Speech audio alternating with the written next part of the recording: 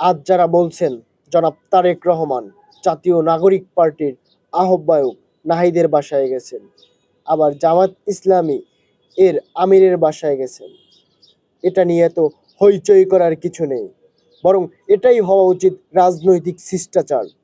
ভিন্ন মত, ভিন্ন পথ, তবুও সৌজন্য সাক্ষাৎ আর সংলাপ থাকবে। গণতন্ত্র এভাবেই পরিণত হয়। রাজনীতিতে দেখা সাক্ষাৎ মানে আপোষ নয়, দালালি নয়, এটা পরস্পরের কথা শোনার সংস্কৃতি। যারা এই স্বাভাবিক আচরণকে বাড়িয়ে বাড়িয়ে প্রচার করে তারা আসলে প্রশংসা করছে না, তারা পা চাটছে। রাজনীতিতে ব্যক্তির পূজার বানানোর এই মানসিকতাই দেশকে পিছিয়ে দেয়। দেশের রাজনীতি দরকার শালীনতা, দায়িত্ব আর পরিণত আচরণ।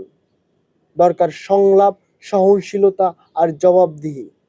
ব্যক্তির যাওয়া আসা নিয়ে তোষামতে নয়, নীতির প্রশ্নে আলোচনা হোক। সেটাই হবে রাজনৈতিক মর্যাদা, সেটাই হবে জনগণের প্রত্যাশা।